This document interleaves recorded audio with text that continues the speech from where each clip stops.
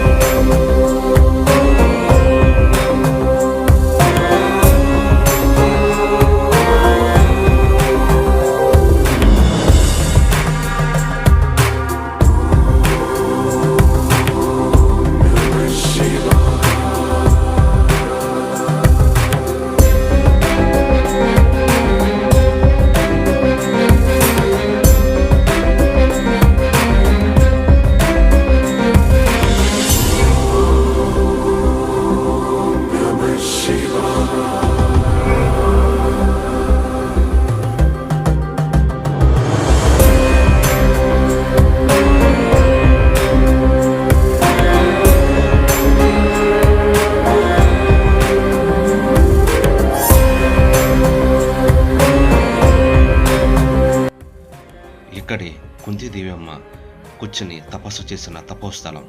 అది ఒక నీటి గుండంలా ఏర్పడినది.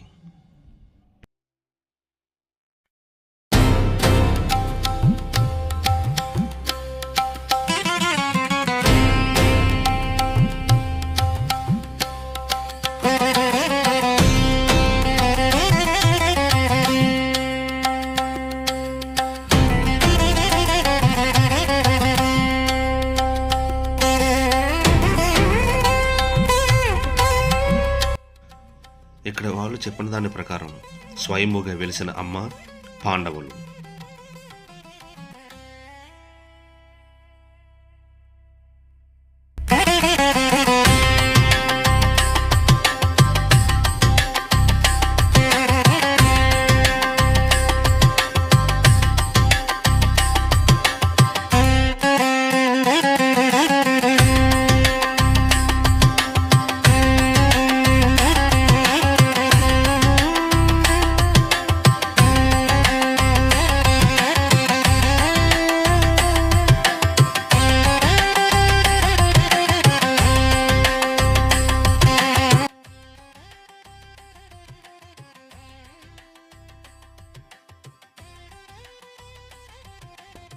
ఇక్కడ అడవిలో నివసిస్తున్న వాళ్ళని అడగగా వాళ్ళు ఇక్కడ కుంతీదేవి అమ్మ భీముడి పాదము ఉన్నాయని, కొన్ని చేతి గుర్తులు, గీతలు ఉన్నాయని మాకు తెలియపరిచారు. అవి చూసి వద్దాం పదండి. ఇవే ఆ గుర్తులు. ఒకటి యోని ఆకారంలో ఉన్న యంత్రం గుర్తు, ఒకటి 3 పాదాలు కలిపిన గుర్తు కింద ఉంది. ఒకటి ఎన్ అనే అక్షరం. అక్కడి కథనాల ప్రకారం గత కొన్ని వందల సంవత్సరాల నుంచి ఆ గుర్తులు ఉన్నాయని, అవి కుంతీదేవి, భీమునికి, పాండవులకు సంబంధించిన గుర్తులని అక్కడ వాళ్ళు తెలియజేశారు.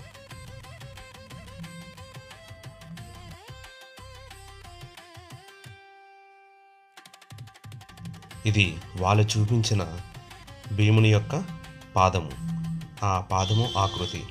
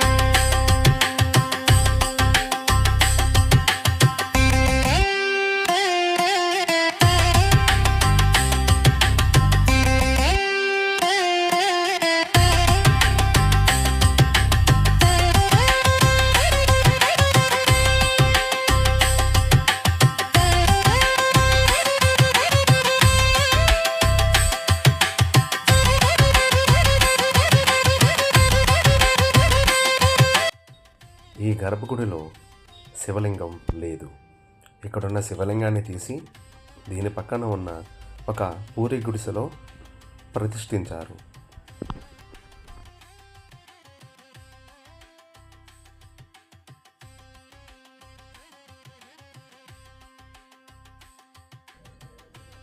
ఇక్కడ ఉన్న శివుని యొక్క శిరస్సు భాగం విరిగింది. అందుకని ఆ గుడిలోంచి తీసి ఇక్కడ పూరి గుడిసెలో పెట్టి పూజలు అందిస్తున్నారు.